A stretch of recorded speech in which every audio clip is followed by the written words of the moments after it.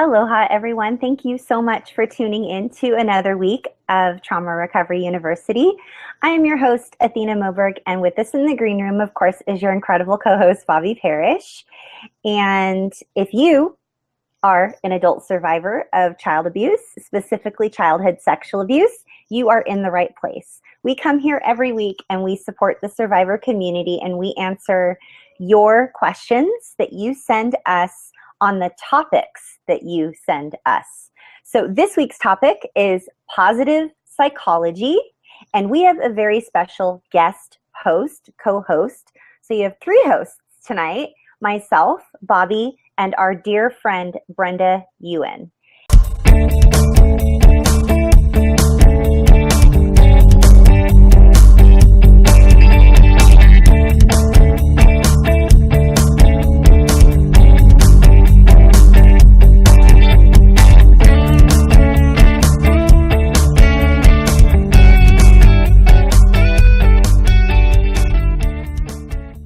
And Brenda, just so you all know who Brenda is, she is in her last year of obtaining a master's degree in clinical mental health counseling from Johns Hopkins University. Her focus of study has been on trauma and trauma survivors, and she has been a part of the sexual abuse community, specifically here on Twitter, for, I believe,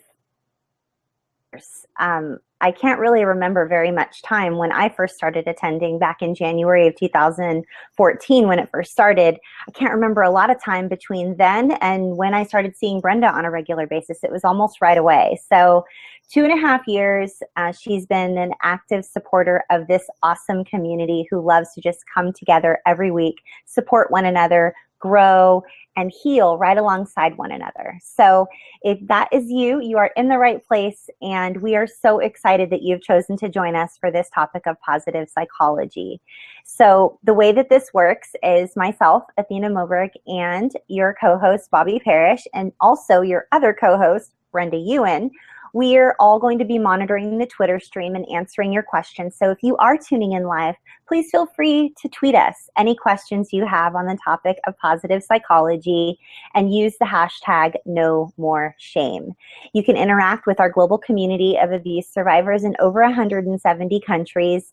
And if you are not plugged into a safe community on Facebook or anywhere else on social media and you would like to heal in the company of other people, which does help us heal at an exponential rate, then please go to the About section of our YouTube channel or even our Roku TV channel and check out how you can get plugged into a safe community. It would be our honor to welcome you in, and there's an easy 4-step process, and we'll also mention that again at the very end of our broadcast tonight.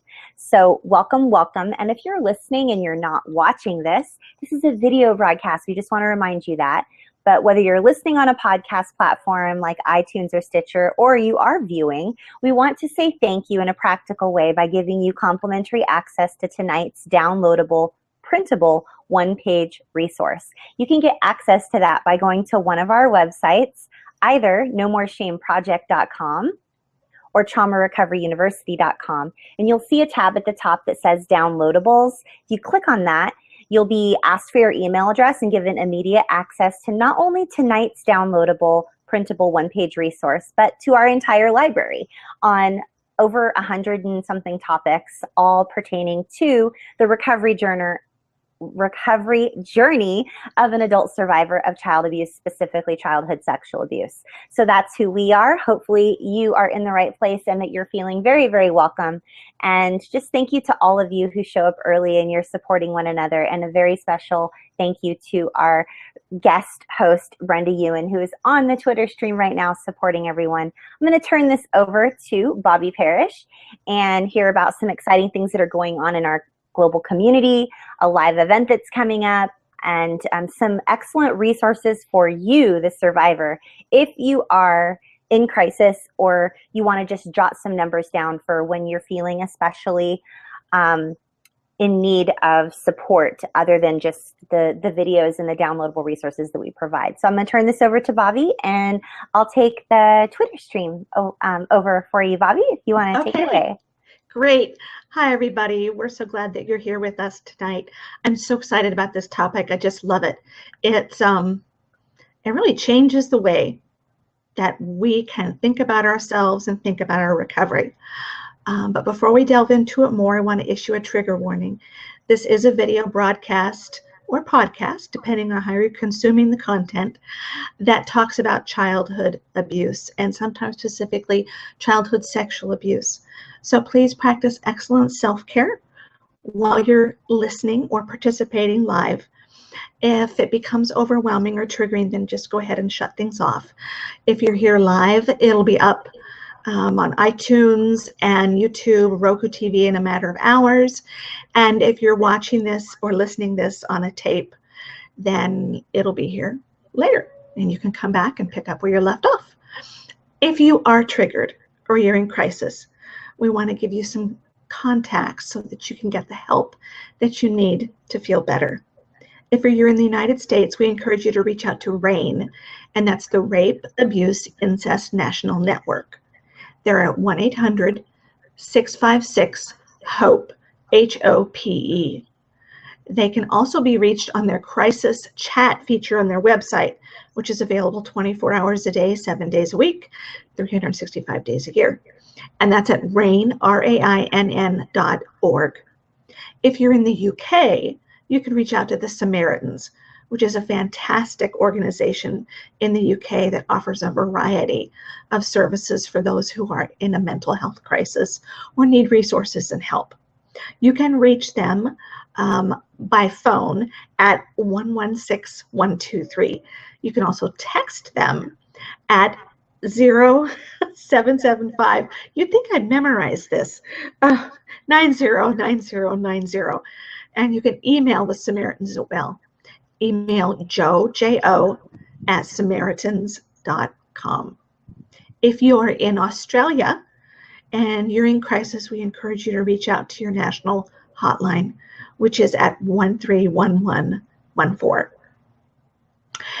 And if you have not heard or have not yet received the invitation, we encourage you to jump over to Trauma Recovery University live.com and see all about the conference that's happening in November in Orlando. We have put up the full agenda. It's now there. You can read through all of the different presentations. There's descriptions of them.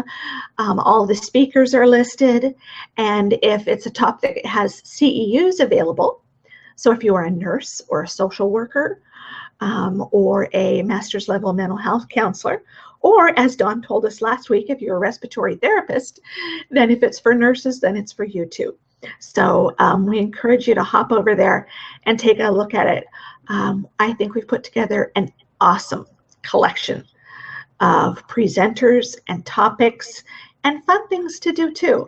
So again, that's Trauma Recovery University live.com.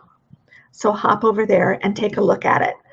And as Athena mentioned, tonight we have Brenda Ewan with us. She's on the Twitter stream, and she's answering questions about positive psychology. This morning, we had our first Twitter chat of the week, which is at 10 a.m. Pacific and 6 p.m. in the UK. And Brenda was there to share all about positive psychology. And she's here tonight with us on the Twitter stream to answer questions and present information as well. So if you have any questions, feel free to tweet them out. And whoever is not speaking at the time will be coordinating with Brenda and whoever is speaking to get your questions answered. But Brenda is an absolutely excellent resource. So if you need any resources now or in the future, need to know all about positive psychology, she is the person to reach out to. Athena, do we have any questions or concerns so far? I don't have any questions or concerns. I was actually just greeting everyone. Okay. And I know, I believe last week was Tammy's first week with us, but I wanted to say hi to Tammy because she's new to our family, and we're super happy to have you. And I was just greeting everyone, going all the way back to the beginning here. Let me see if I have any questions. We're so happy to have you here, Brenda. Um, yes, do lots of self-care.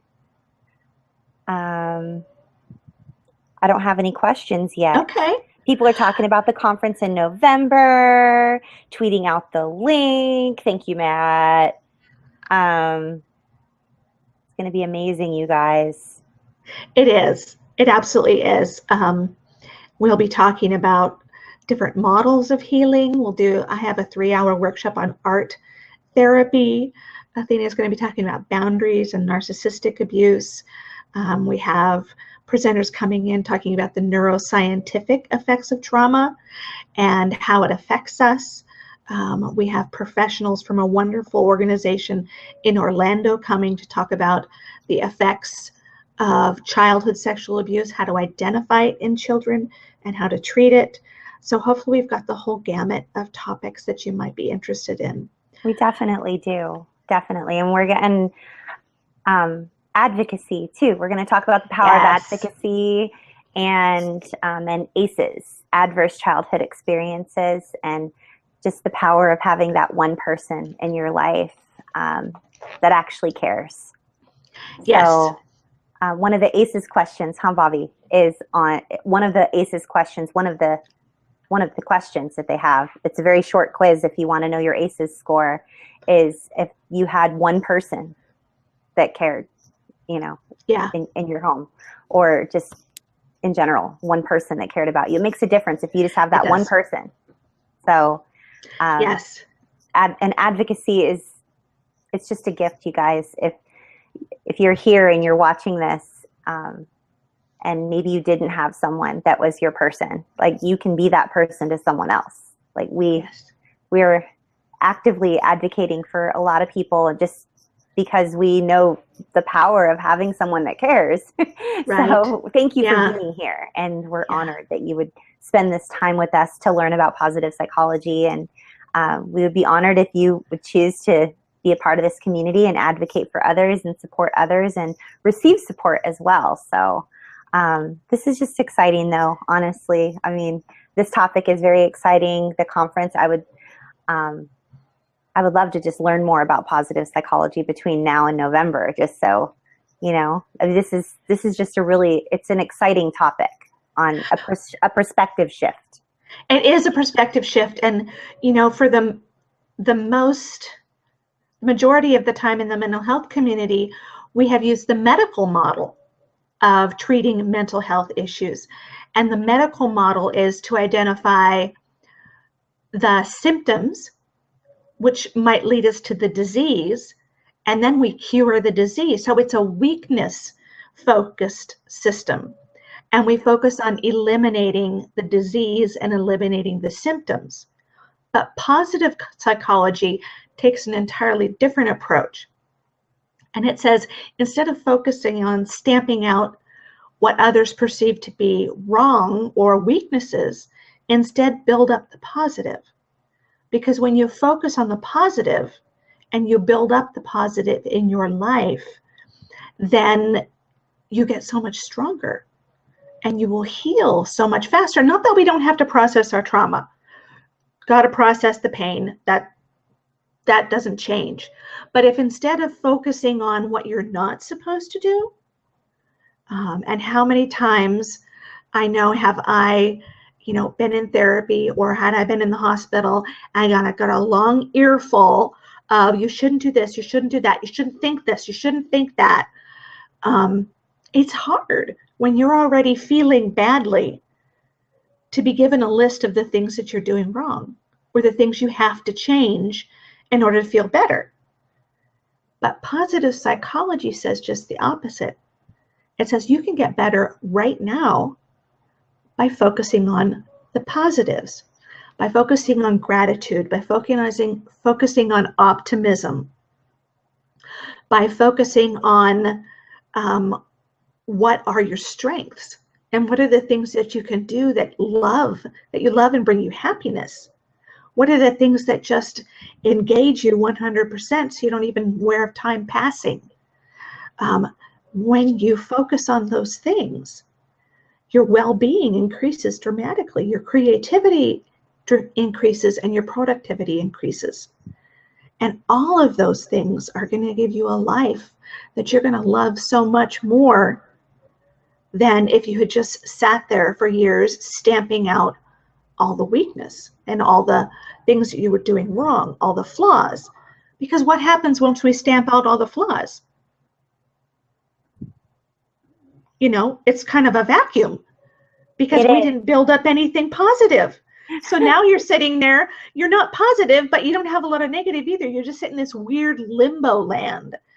So building the positives, you know, Athena and I have talked about this before so many times. We talked about the concept of building up your good pile, okay? In terms of the fact that, you know, when we first start, most of us, when we first start processing our trauma, we feel like this hand that is holding all the negative is like stacked to the ceiling. And this hand that holds the positive things and the good things is like this high, you know, about 4 inches. But if you focus on this and you focus on building this up, pretty soon it's going to be so tall that this stack, this negative, is the one that's going to appear to be only a couple inches high.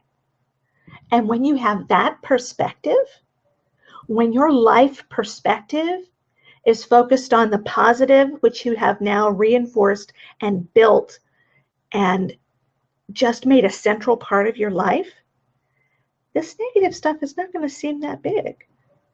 And it's just going to kind of flutter away when we don't feed it, we don't pay attention to it, and we don't give it weight or meaning. And that's essentially what positive psychology does, is it teaches us how to build our good pile. And it gives some different strategies and steps on how to do that. And when we get to the one page, we'll take a look at that.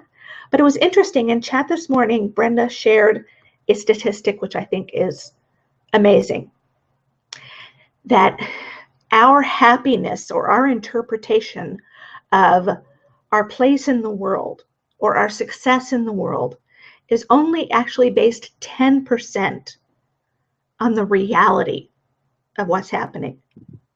Okay, so the other 90% is our interpretation, our mental and emotional interpretation of that event.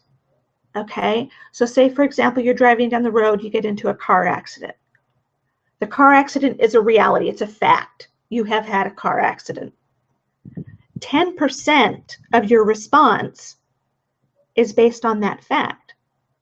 90% of how you are going to respond to that accident comes from how you see it in your experience and in your mind's eye.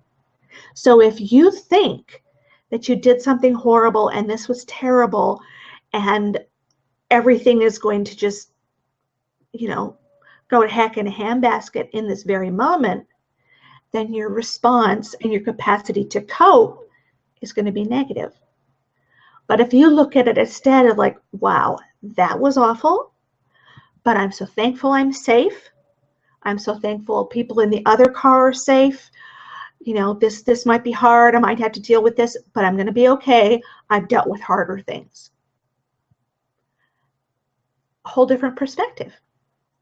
Whole different perspective. Optimism and gratitude. Thank heavens I wasn't hurt. And so we're just going to talk about all of that tonight, about how optimism, gratitude, positive brain focus can truly change the way you exist in the world and can put a whole different face and perspective on our trauma. Our trauma doesn't define us. Instead, we get to define us by what we focus on and what we you know, put out into the world. So it was awesome this morning in chat. It was just cool. It was, most definitely. We're not, Bobby and I are not suggesting to you guys that the car crash didn't exist. We're simply suggesting that focusing on all of the negatives can not only launch us into a downward spiral of depression, but sometimes ends in self-harm and completed suicide attempts. And we want to encourage you to consider positive psychology as an alternative. Just give it a shot, maybe just for a few days perhaps, to see if it's something that you feel that will work for you. I want to say a very special thank you, Bobby, and welcome to Al. It's his first time joining us tonight, and he's in the UK. So welcome, Al. And Grace Hope actually had a really great question. She says, how do you find the positives? I've never thought I had any positives. So I responded and I tagged Brenda and let her know that Brenda is helping us unpack and identify that question tonight as well. Would you like to answer that question, Bobby? Like, what is a good way for someone who doesn't think they have any positives? Like Stephen this morning during chat, for instance. Yeah, he was struggling to find that. He was really struggling to, and so many of us do. Like, I can't tell you how many times I've struggled to find something positive. Because I almost feel like I'm trying to trick myself or something, and then my BS meter goes off and it's like, wee, wee, wee, BS, hello, like you're in the middle of something crazy, like you can't talk your way out of this one, Miss Athena, you know. But sometimes I think I would just love to hear, I think, Bobby's perspective on how to find, how to apply positive psychology to a circumstance which feels hopeless or very depressing. Like, for instance, Stephen's situation this morning, for instance, he says that he finds himself very much like Piglet. You know, oh dear, dear, dear, dear, dear, you know, oh. You know, someone says, hello, Piglet, how are you today? And Piglet says, don't hurt me, please don't hurt me. And like so many of us have that hypervigilance about us because of our abuse. And we've lived our lives in sort of a state of hypervigilance. And so many of, Bobby, you and I have discussed this so many times, our clients, colleagues, and just in our community in general, even when things are going good, it's very triggering for a survivor, because they know that something is about ready to happen, and that rug is going to get ripped out from underneath them, because they came from an environment when soon as something was cruising along super, super good, as per the abuse cycle, calm is right before the storm when abuse hits and happens again. So what is your answer to Grace Hope's question of how do you find the positives? I don't think I have any positives, or even Stephen's question. Well, you know, it's interesting because Athena's so right. Of course, we're prepared for the rug to be pulled out from underneath us, because we spent our childhood and perhaps even part of our adulthood with the rug actually being pulled out from underneath us. And so what is that saying that people have? The best predictor of future behavior is past experience. So it makes sense that we would be cynical, that we would be suspicious, that we would have an eye almost completely focused towards the negative rather than expecting the positive. But it's a skill. Optimism, positivity are all skills. And like we can learn, exactly, we can learn that skill. It's not something that you're born with. It's a skill that you learn. And for many people who don't grow up in an abusive, chaotic, dysfunctional family, that was just the way their family saw things. And so they learned that way, and they're off in the world and they're seeing positive all over the place. But for those of us who were raised in chaos and dysfunction and abuse, we didn't see positive. You know, days and weeks would go by and nothing positive ever happened. So first and foremost, I want to let everybody know who's going, I don't know how I'm going to do this, to say there's nothing wrong with that. And in fact, probably expecting the negative may have been what helped you survive. Okay, because if, like Athena said, if you're always hypervigilant, if you're always expecting the worst, you can try and be prepared and you can try and navigate through it. Because it's those surprise attacks of negativity that, you know, get us the worst because they came out of nowhere. But it's a skill. So if you want to learn to see the positive things, I think one, start small. Okay? Get up in the morning and say, okay, What's one positive thing that I can say about my life right now? Hey, I woke up this morning. I woke up on time. My alarm went off. I got out of bed on time. Does it feel kind of fake and cheesy? Yeah, probably. Will it actually help you over time to be able to say things that don't feel fake and cheesy? Yeah, definitely. And then enlist the help of someone that you trust who has already gained the capacity to see things a little more optimistically. And ask them. I think when we're first, in the steps of learning a new skill, well, think about it. Anytime you're learning something new, a couple of years ago, I learned how to spin wool into yarn. And I didn't just sit down at the spinning wheel and go, okay, I got this. Cool, I can do it. Yeah, let's go. No, I needed somebody to show me. I watched YouTube videos until I was practically blind trying to figure out how to do it. So someone had to show me. Someone had to help me. And as survivors, we need that too. And we need to say to someone who we trust, hey, I'm trying to learn how to be positive. I'm trying to learn how to focus on gratitude and optimism. Can you help me identify 5 good things about my life right now? And it doesn't matter how small they are, by golly, you can find them. Okay? Positive things. You know what? I'm current on all my bills. I'm not late on any of my bills right now.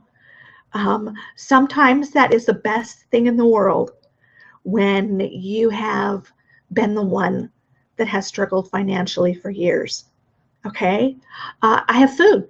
I have food in my fridge. I have food in my cupboards. My child is healthy. And we have a roof over our heads. And my car is reliable. There you go. So for someone who has had a history of homelessness and true financial difficulties, those are 5 positive things that really mean something to me. Okay, so don't pick something that doesn't really have any meaning to you unless you're, there's no other 5 things you can think of. Because again, it might feel a little cheesy at first, but stick with it. It gets more meaningful and it gets better over time. Bobby, so get help. Yeah.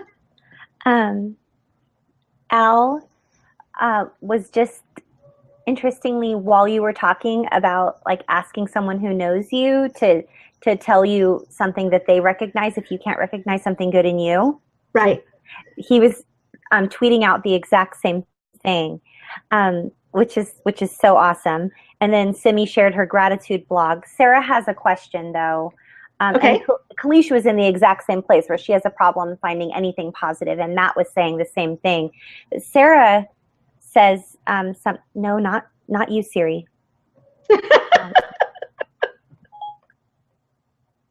Ask Siri what her positives are in her life. What are your positives, Siri? Athena, you're not supposed to ask your assistant such things. I wonder if she knew what I meant. Anyway, Sarah says, when there has ever been a strength in my life, it has been or is beaten out of me by others. Any positives become negatives. What is your response to that, Bobby? First of all, ow, that hurts just to hear. And I'm so sorry that happened Sarah. For you. But I can kind of understand. I understand that. And I've been there too. I think I hear you a couple different ways, that it means that something positive never lasted, but also maybe that things that you thought were positives were used against you and they ended up being liabilities. Okay, I don't know how many times, and this breaks my heart, I don't know how many times I've heard survivors talk about the fact that they got a pet. They loved that pet, dog, cat, hamster, doesn't matter, loved it. And their abuser would use the pet against the child, meaning they would threaten to harm the pet, give the pet away if the child didn't do what the abuser wanted. And so something positive that we loved was used against us. And it happens. And I don't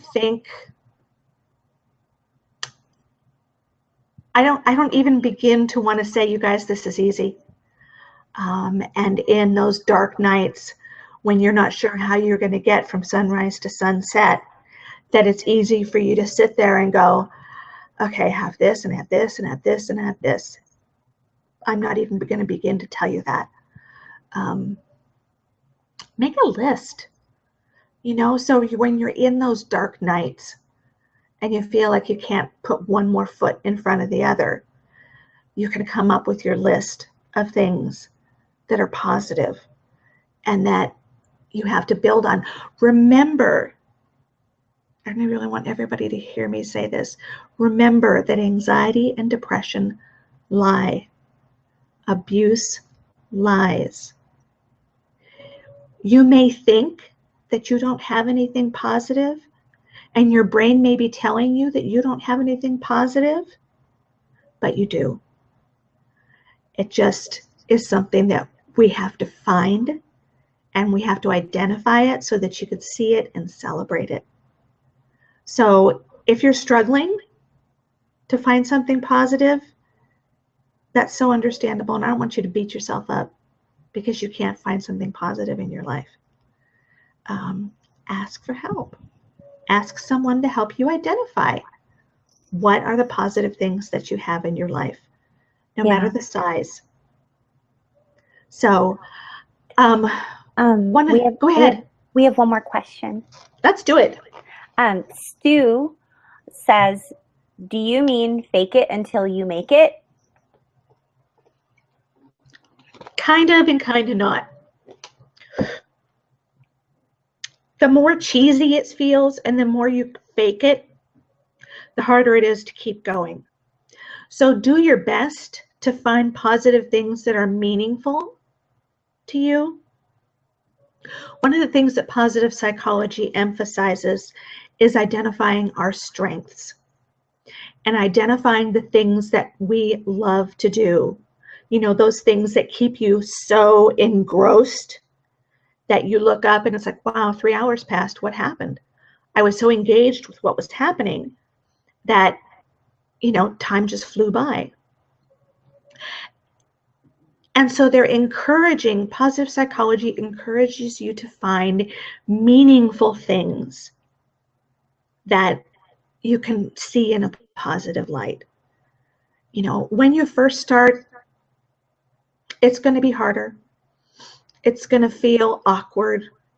And I think we've used this analogy before. It's like learning a foreign language and being dumped in the middle of a country where, you don't even begin to speak a word of whatever anyone else is saying. And when you do start, it sounds real funny and people laugh at you because you thought you said, I'd like to have chicken for dinner, and instead you ordered a goat. It's going to feel awkward, but it doesn't mean you're not doing it right. And it doesn't mean that it won't get to feeling more comfortable and better down the line. So, no, I guess I'm really saying, I'm not saying fake it until you make it, because I really don't want you to fake it. I really want it to be as genuine and sincere as it can be, because that will give you the motivation to keep going. And we as survivors, we're so we're so triggered by things that are false, and what was it you said a little bit earlier, Athena, that set off your sirens? Oh my gosh. Yeah. When, it sets off your BS meter. Like if you're trying to sort of pretend everything's positive or pretend that you're grateful for something when you don't really feel especially grateful at that moment.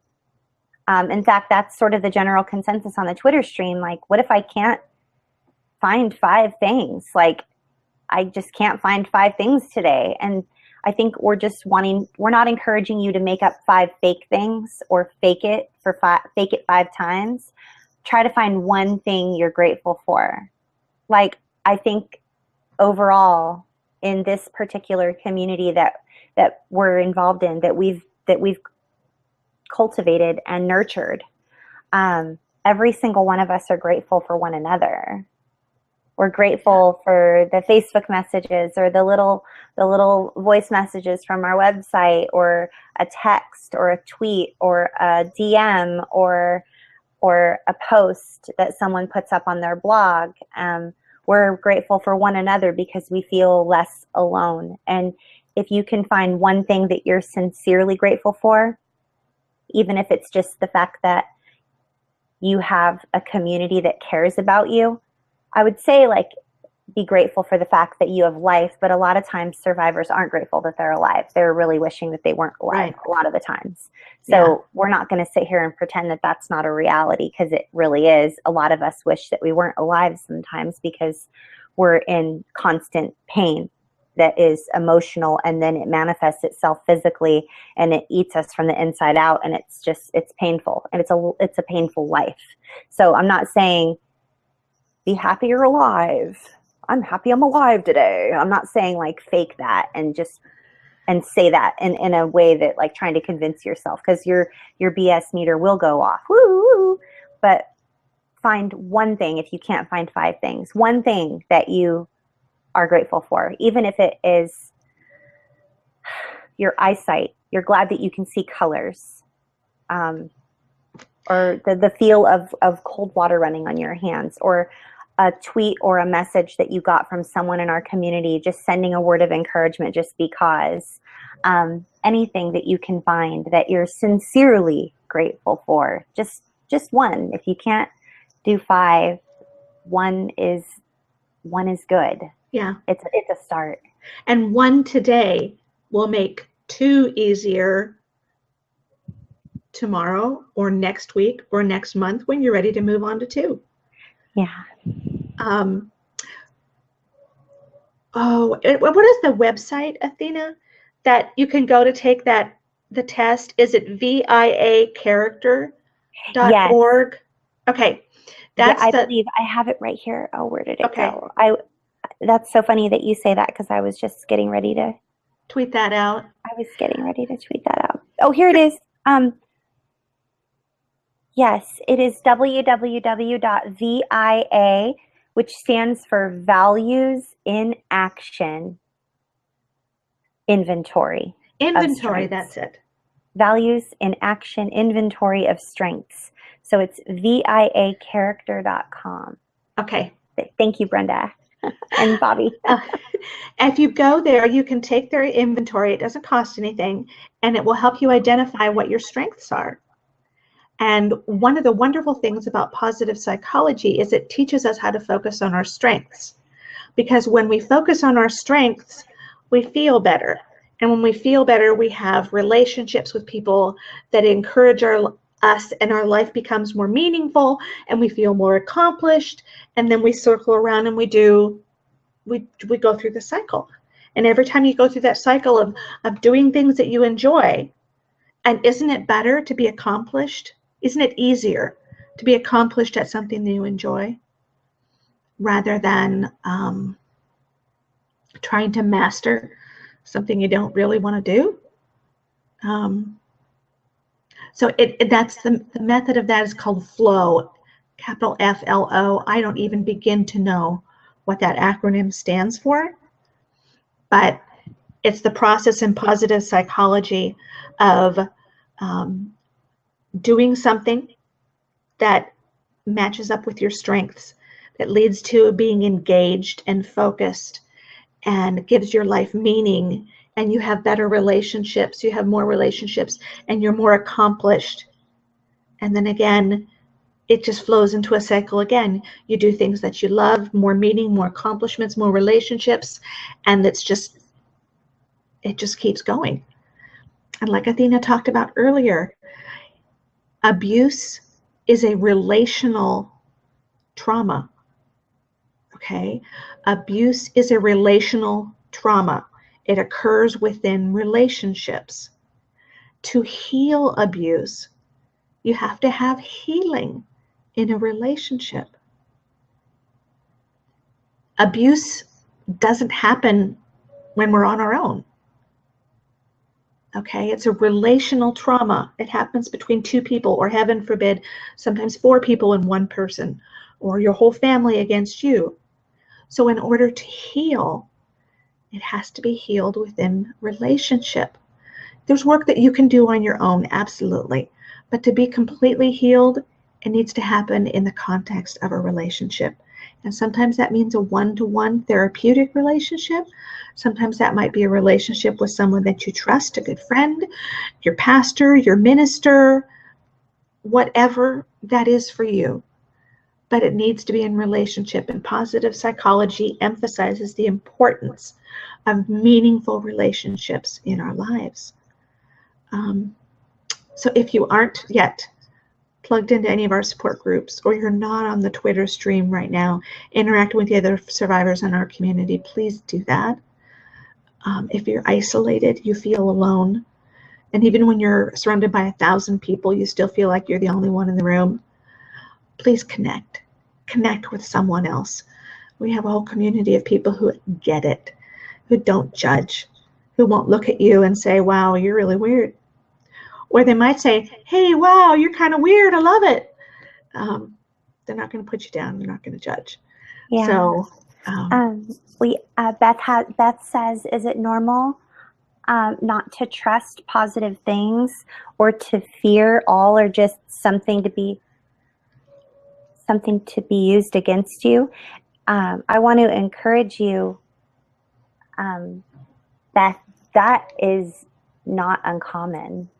Like we were mentioning earlier, when the rug gets ripped out from underneath us, enough times when we're younger, when we were being abused, or even in adult relationships, it is natural for us to not only be leery of things that are positive, but to brace ourselves, like when we think things might be getting good, because we know that we can't count on that, and that we're just going to get our hopes up and it's going to get taken away from us.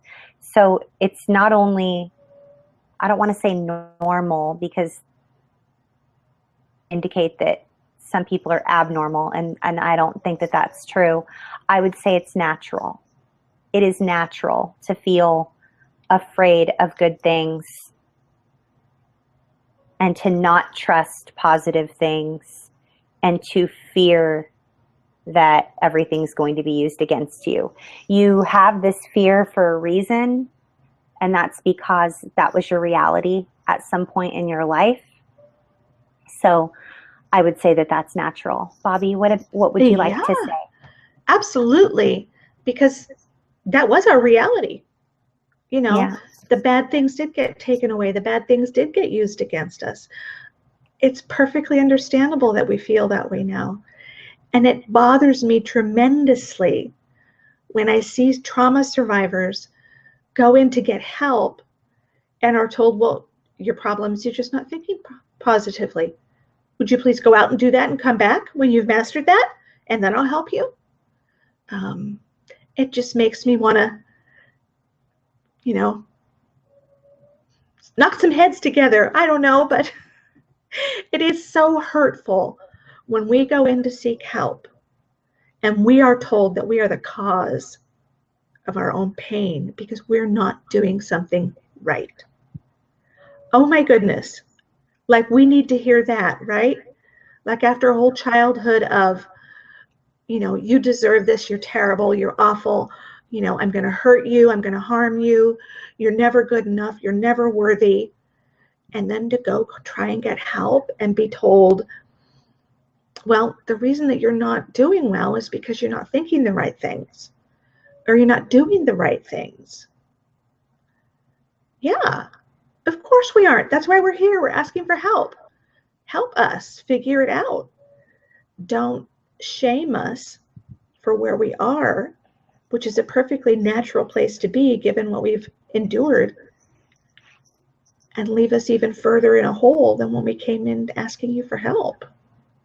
So if you feel this way, if you struggle to find positives, if you feel like positives are a liability or they're going to be taken away from you, it makes perfect sense. It does make perfect sense. It does. But with some time and practice, we can change it. We can. We definitely can. I wanted to share something with you, Bobby. Yes. And with everybody here, because you all know. So remember a couple weeks ago, Bobby, when I was talking about like certain Christian circles and like in the church and how people minimize and treat people poorly. Right. I was so pleasantly surprised yesterday, and I wanted to share this with you guys. And it's on this topic of what you were just talking about, like when you just said something a moment ago, Bobby, about like the problem is you're not doing it right. Yeah. Or like you just need to have fill in the blank, right? Exactly. Right. Yeah. Pray more, have greater faith. Yeah, which is so common in the Christian community, like we've talked about previously, you guys. So we have a new pastor at our church. Coincidentally, it's my pastor from when I was a kid, when I was 14.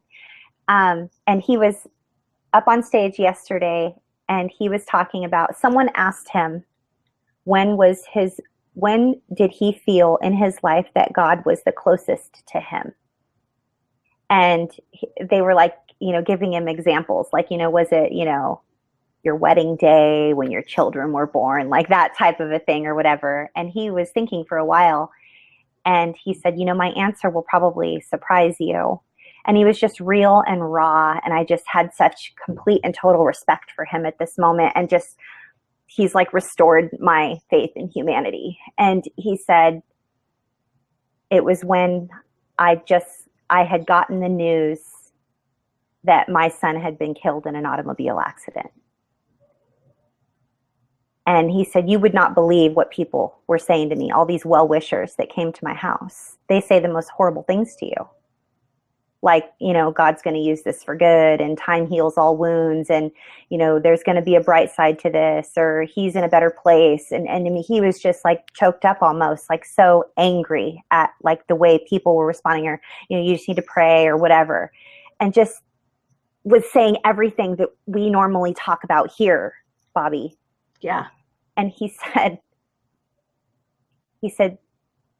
I want to tell you right now that there are bad things that are going to happen in your life, or that have happened in your life. And you're not going to look back on those things someday and see the good. They were bad. They are bad, and they will always be bad.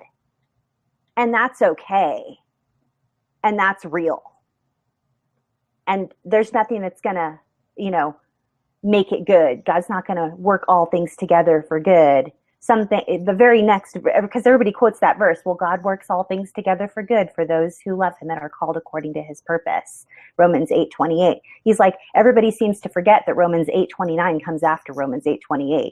And that in the next verse talks about how we go through tribulations and that bad things do happen. And it doesn't say that everything's going to turn out rosy, It was just so validating, and it was so real. And I just sat there like I wanted to stand up and cheer you guys. Bobby. Yeah. It wasn't that he wanted to put a positive spin on it. Like, yep, this is going to turn out for the best someday. Like, fake it till you make it. Like, it wasn't like that. He was just being real. And he's like, no, it's never going to be good that my son was killed in an automobile accident. That's never going to be good. I'm not going to look back one day and go, well, I'm really glad that happened. Like, no. We, you guys, we are likely never going to look back and say, I am so glad that I was sexually abused as a child. I am so glad that I was exploited and traded and sold to people. I am so glad that I don't have any fond childhood memories of my family and that I was treated shittily my entire life. like, we're not probably ever going to look back and think those things. And we are not suggesting on the topic of positive psychology that you make up good memories to try to like, yay, yeah, I am grateful for the fact that I was abused. No, I wouldn't wish this on anyone. But those blemishes and scars and spots and ugly things that are on me, that are the things that happen to me, do not define me. And that's what we're getting at. Yeah. We are not, Bobby and I and you, none of you are defined by the abuse that you endured. You're just not. Yeah. You're here for a purpose, and you are worth so much more. You are so much more than what has happened to you. Yeah. I can't tell you how many people have said to me, well, it's just so wonderful that you're using what happened to you to help other people. It's like, no, I'm not using what happened to me to help other people. I'm using what I learned to recover to help other people. I'm thankful and grateful for the strength that I had and the help that I got to recover. I'm not thankful for what happened to me. I am not thankful for my abuse.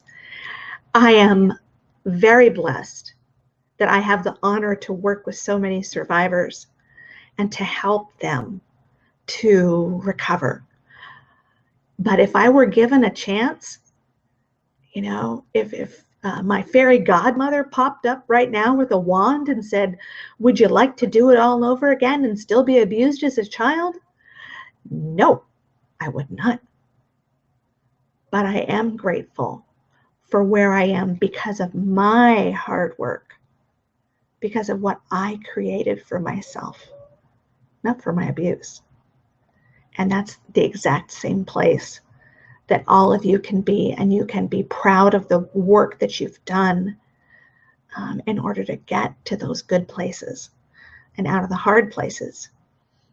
This morning, one of the first things that Brenda talked about, and it's on the one page, but I'm going to talk about it now because it relates to what Athena said, that our trauma does not define us. You know, if you gave someone a piece of paper, you know, 8.5 by 11 piece of white paper, you know, copier paper or whatever, and you ask them to take a pen and put some dots on it and then look at it, the medical model says to you, focus on the dots and make them go away. They're bad. But positive psychology says, oh my gosh, look at all that expansive white space. Focus on that. Build that up. And soon the black dots that are on there will be even more insignificant. So that's the difference between the medical model and positive psychology. Medical model, black dots. Psychology, beautiful white space. So that's the analogy, and it's a good one. And I love analogies. So, oh, Athena, shall we move on to the one page? I just looked at the time. Absolutely, that would be a great thing. I really wanted to.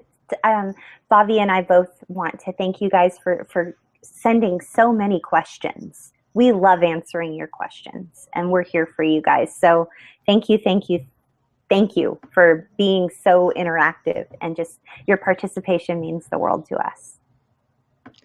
And it's like this double bonus when we can present information and then interact with all of you at the same time, so we know what it is in the moment that you need and you want.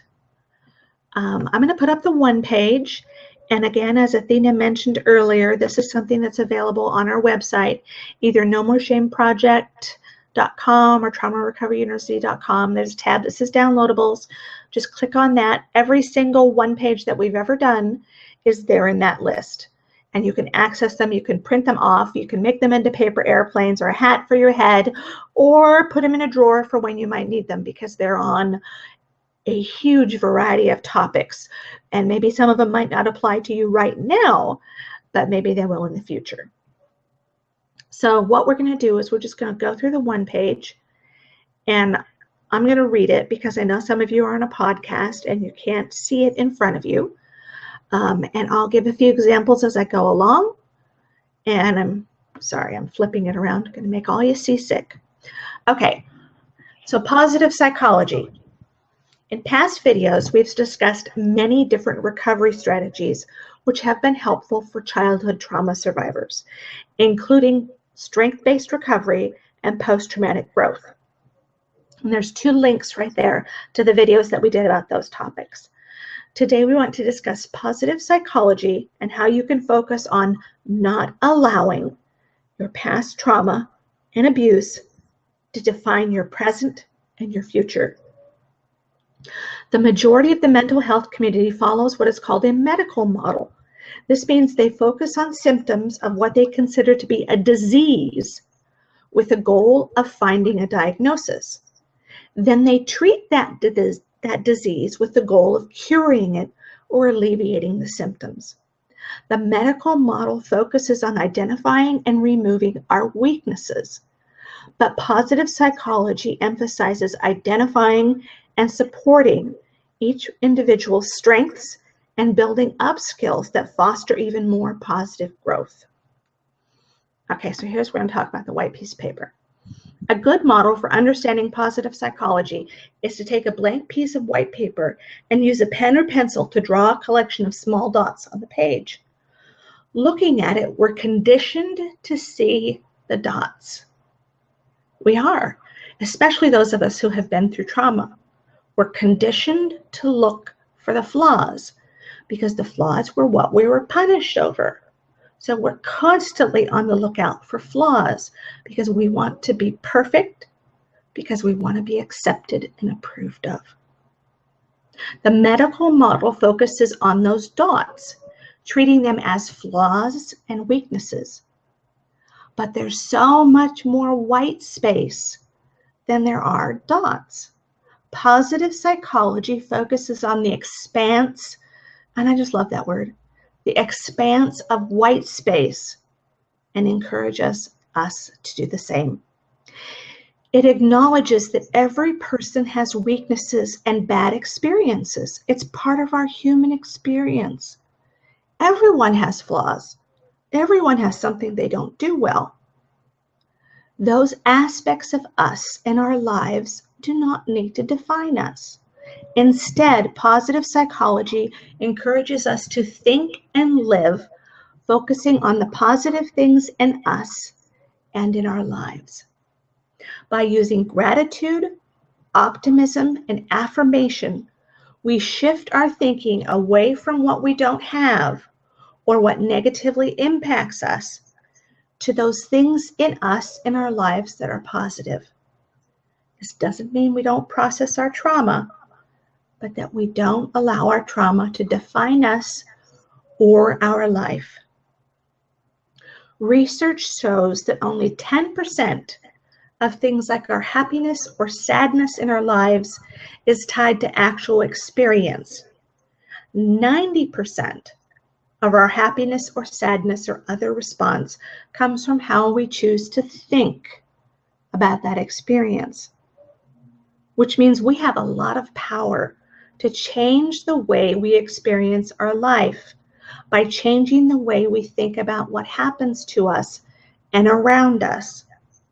When we are positively focused, we experience greater creativity, productivity, and overall well-being. You can try this for a few days and see if it's right for you.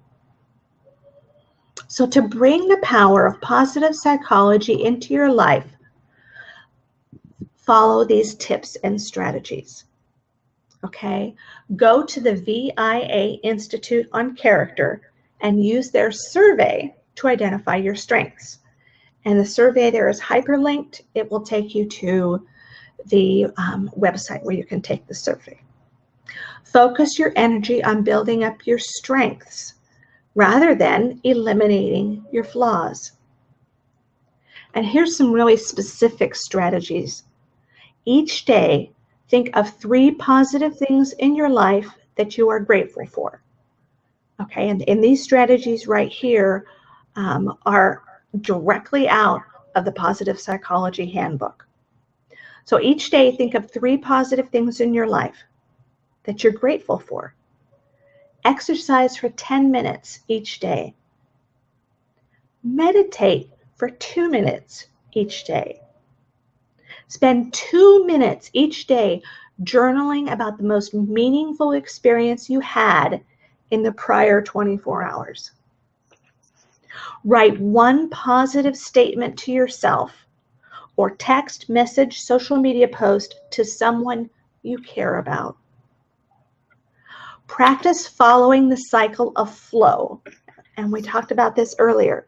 So involve yourself in something that engages what you're strong in, engages your strength. This leads to positive emotions, which leads to engagement, which leads to relationships that gives our life meaning, and we achieve accomplishments. Okay? And you're just going to keep going through that cycle until you feel that power of positivity begin to make changes in your life. Consistently engage in self-care. Treat yourself positively. Okay, this one is so important. You have to treat yourself positively. As survivors, we learned when we were children to treat ourselves poorly because that's what we were taught. That's how we were treated. Now it's about learning to treat yourself positively. As you treat yourself more positively, you will feel more positively about yourself. Define yourself by your white space, not your dots. Remember and remind yourself, if need be, you are not alone, and thousands of child abuse survivors are building a life they love every day through positive psychology and other forms of encouragement along the road to recovery. Ask us about getting plugged into a free online safe support group for survivors, and you can click there. And again, I'll say this before, abuse is a relational trauma. Full healing only comes when we heal in relationship with someone else. That's why connection is so important.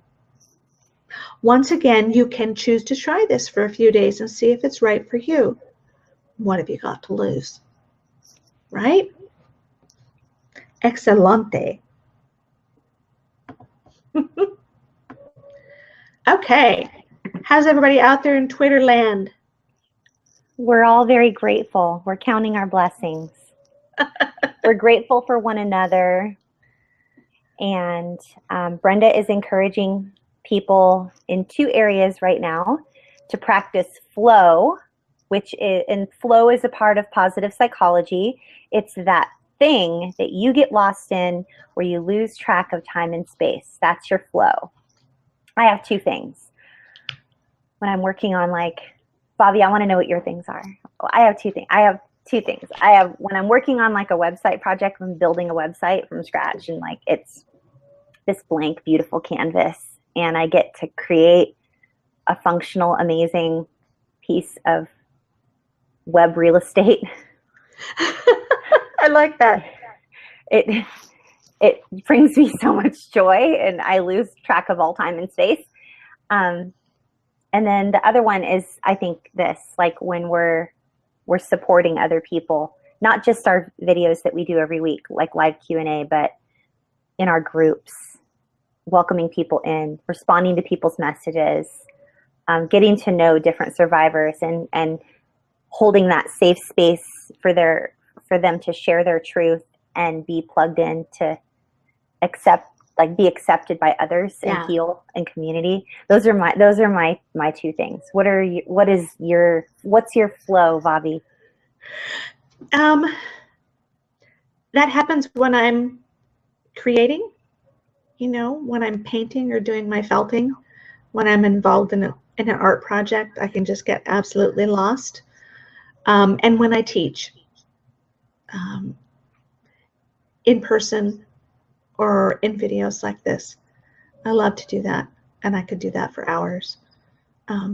We have both of ours are very similar. Like when I'm creating, and then when I'm here. You're teaching, creating, yes. Like, And that's interesting because positive psychology says that when you're in your flow and you practice the positive psychology, you become more creative. So I love it. I have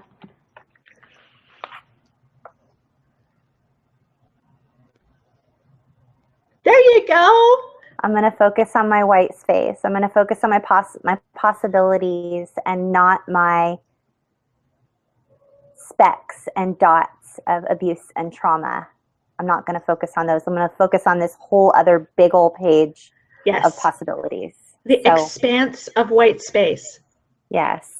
And Brenda, the second area that Brenda is encouraging people in right now is in self-care, and that's having your meeting with yourself every day. Your meeting, me, like your time with me, your me time, your meeting. Yeah, that's all that's pretty much going on the Twitter stream right now. That's a lot.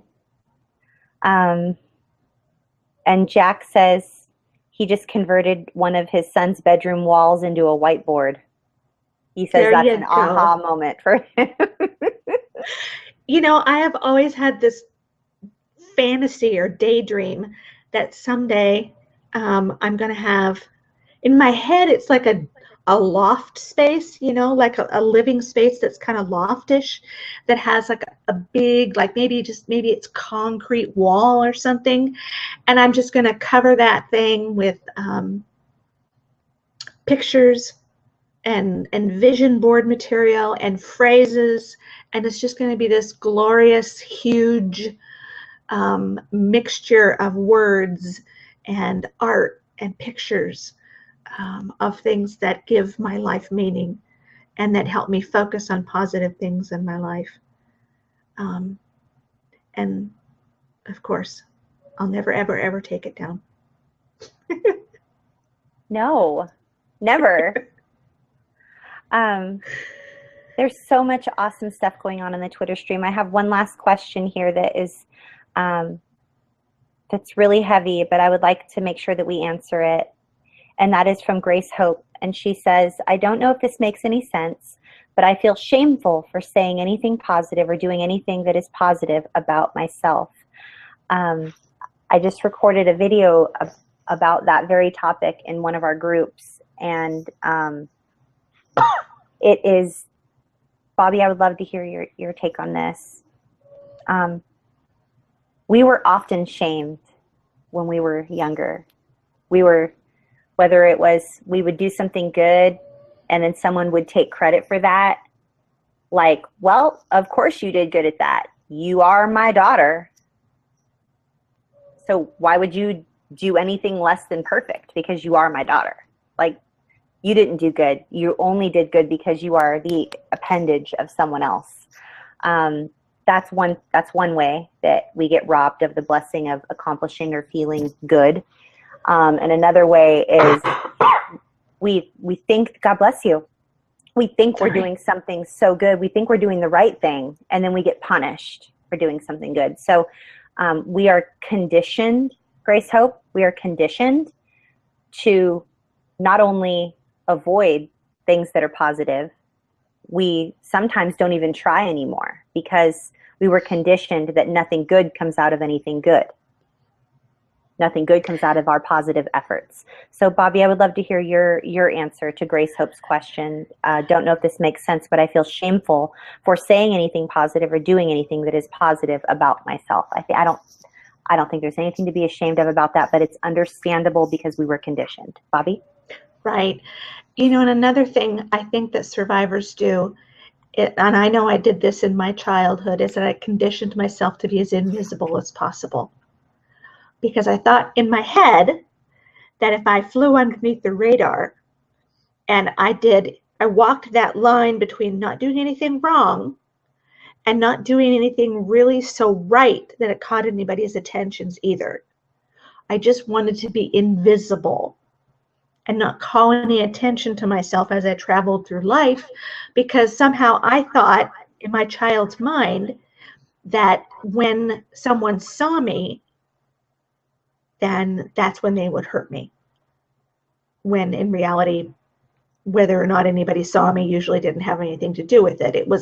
It's their fault, their responsibility. It had nothing to do with what I was performing. But as a child, I think we think that we cause our abuse to happen to us. It was a real struggle for me to begin to do well at things because it made me visible.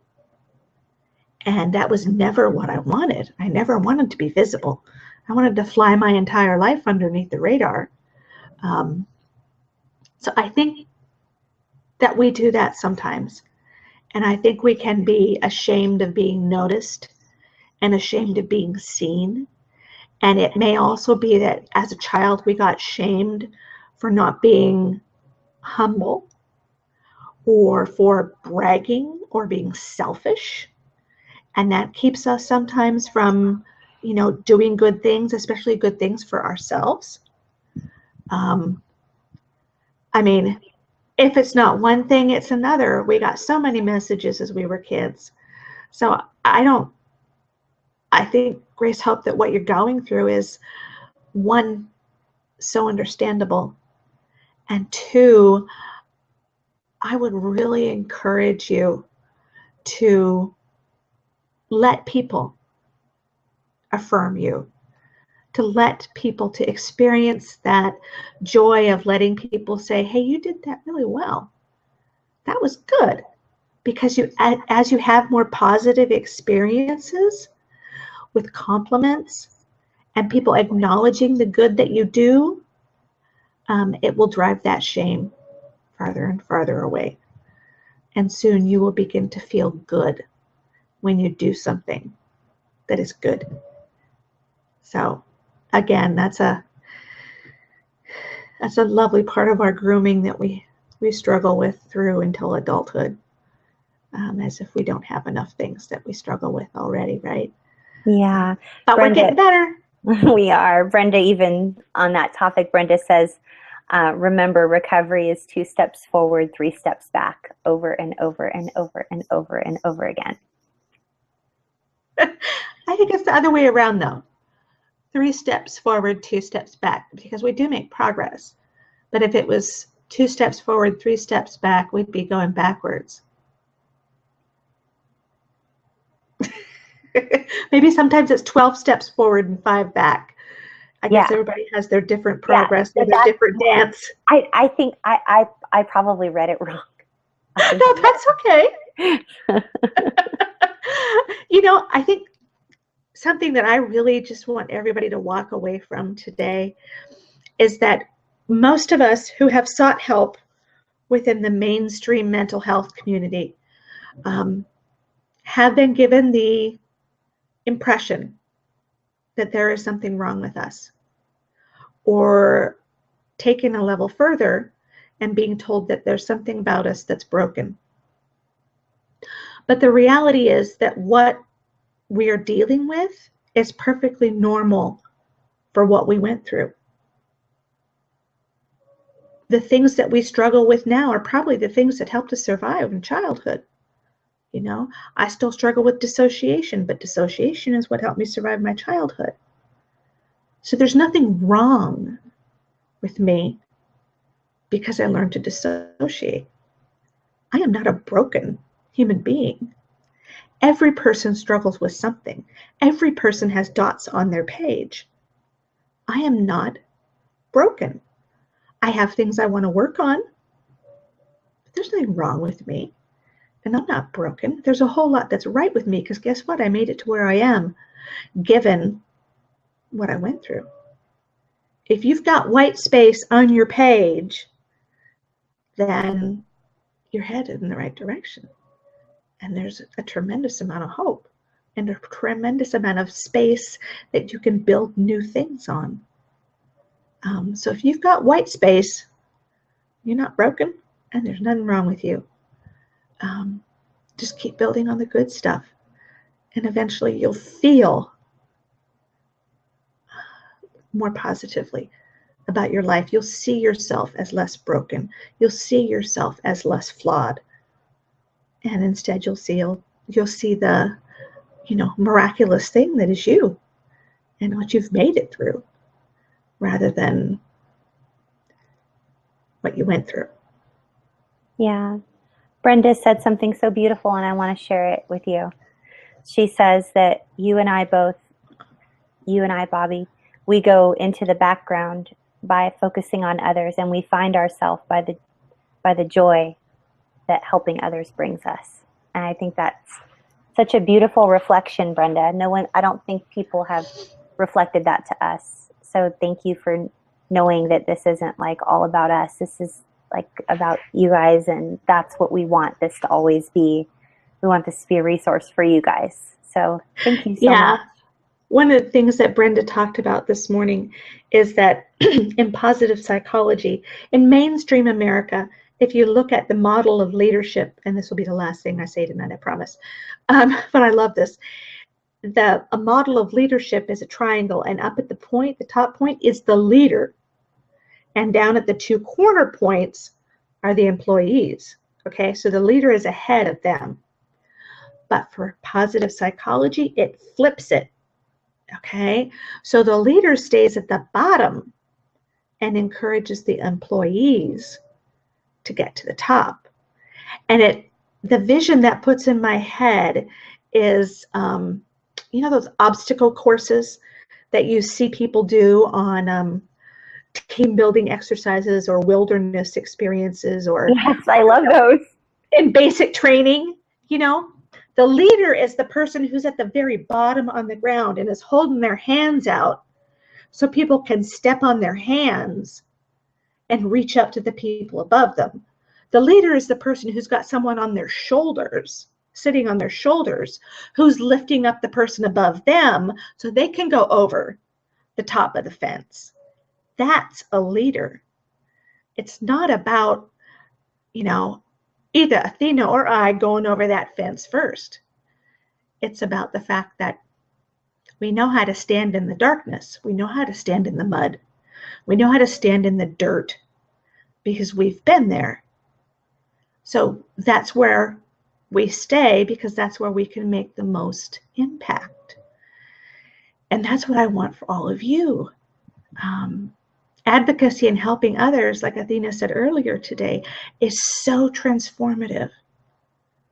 So we want you to reach that point where you're the person at the bottom giving the hand up, or you're the person that's sitting on top of someone else's shoulders, boosting the person up, who's ahead of them. And then when you get to the other side and you figure it out and you're like, well, okay, I got this, then you can go to the next fence and you can help those people over because you know how to do it.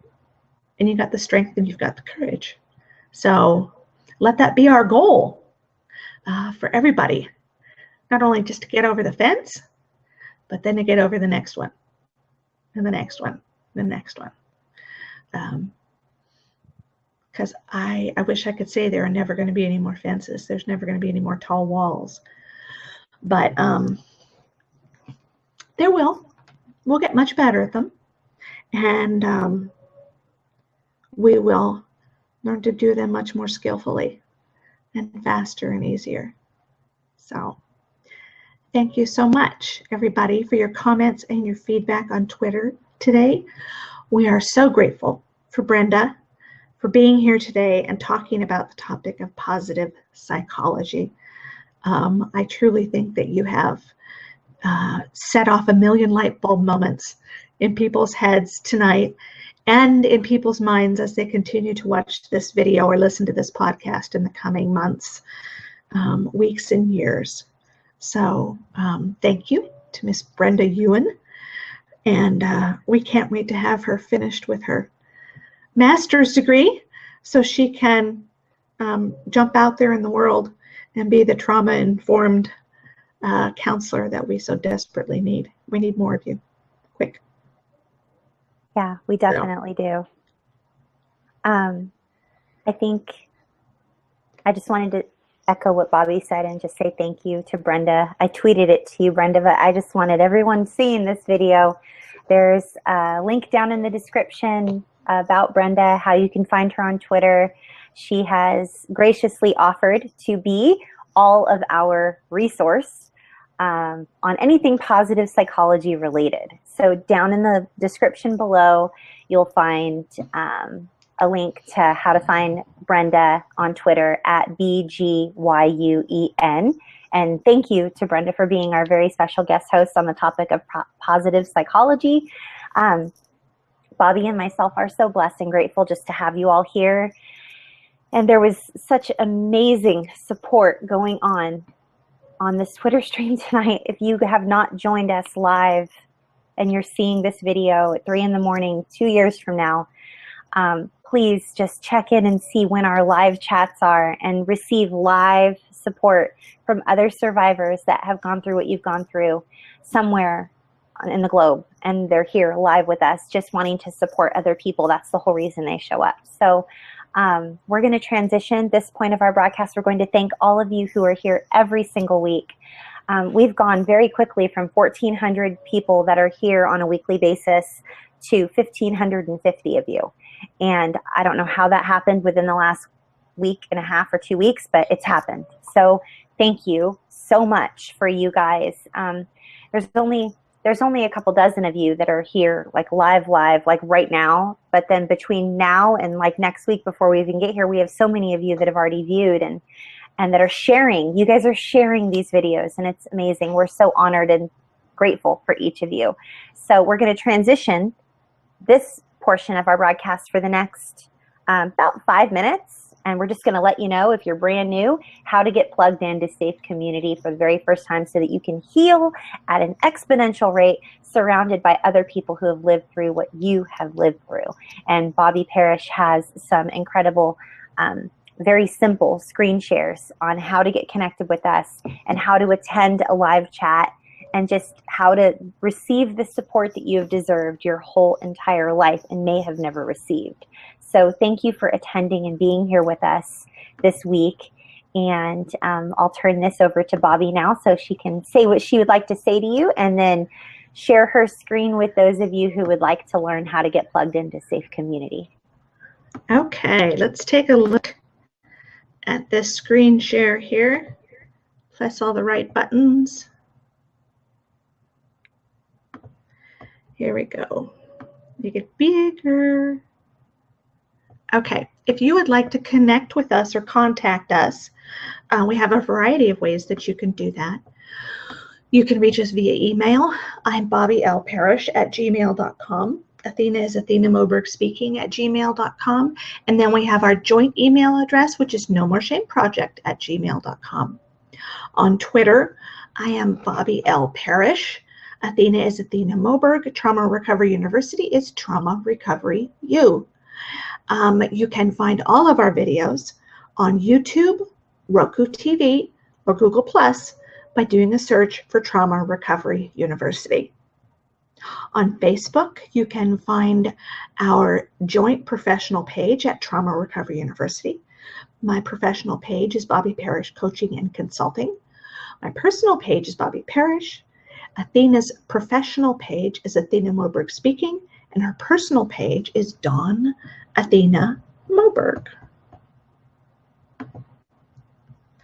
Hang on. One more.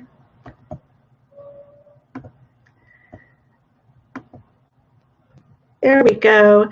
And this one is how to join us in Safe Community. We've talked today about other Twitter chats. We've talked about Facebook support groups. Here is how you connect with them. These are ways that you can interact with other survivors and receive non-judgmental, compassionate support. And they are through Twitter chats and Facebook support groups. You can join us at one of our 3 Twitter chats each week. The first is Monday with the hashtag CSAQT. It's at 10 a.m. Pacific and 6 p.m. in the UK. The second one is this. If you're with us live, you're participating in it right now. It is an interactive Twitter chat and video stream. The hashtag is No More Shame. And it's at 6 p.m. Pacific, 9 Eastern, and 2 o'clock in the morning in the UK. On Tuesday evening is the original sex abuse chat started by Rachel Thompson and myself at 6 p.m. Pacific, 9 Eastern, and Wednesday morning at 2 a.m. in the UK. If you want to interact with us on Monday nights, you can just use the URL over there to the right, bit.ly/trauma recovery U. The capitals do matter on that. And just pop over there and you can interact with us and watch the Twitter stream and interact on the Twitter stream all at the same time. If you would like to join one of our Facebook support groups, we ask that you please follow these 4 steps because they're so important. If you approach us in a different manner, like a message on one of our professional pages or an email, we're not as equipped to respond. And so we ask that you please follow this process. It's easiest for us to get you plugged in. So we ask that you come on to Facebook, like the Trauma Recovery University page, and then send friend requests to both Athena and I. We ask that you send them to both of us because one of us is going to be able to get to you sooner than the other, but we don't know which one. We're in 2 very different time zones and have 2 very different schedules. So send them to both of us. And then after one of us or both of us have accepted your friend request, send a message similar to, I'd like to heal in a safe community. I'd like to join one of your support groups, something along those lines. And if we don't already know you from a Twitter chat, Facebook, or a live event, we will likely ask you some questions about your experience. And the purpose of this is just to keep predators out of our support groups. Once we have vetted you and we've determined that you're safe, we will put you in one of our support groups. And again, 24/7, 365, you can find us at bit.ly/trauma recovery U. There we go. Yay! Yay! We had such a great group tonight, you guys. Thank you so much for being here. As Bobby just said, we're just honored to have you here. We're honored that you would choose to spend this time with us. And we would love it if this video has been helpful for you at all.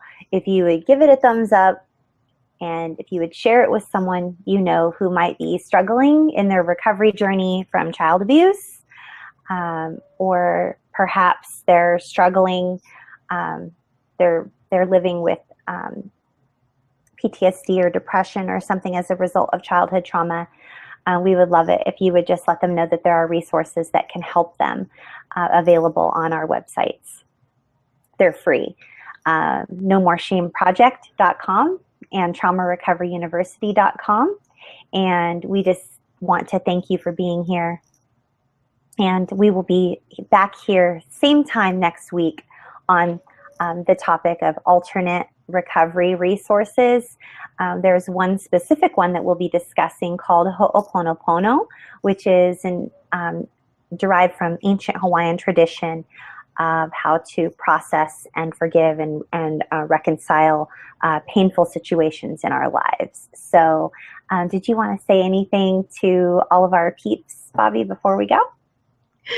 Again, just what Athena said, we're so honored to be here and to share a part in your healing journey. And we hope that you'll join us again, whether it's live or just to watch another video. And we'll see you there. Yeah. Thanks, everybody. Hopefully we'll see you next week. Aloha.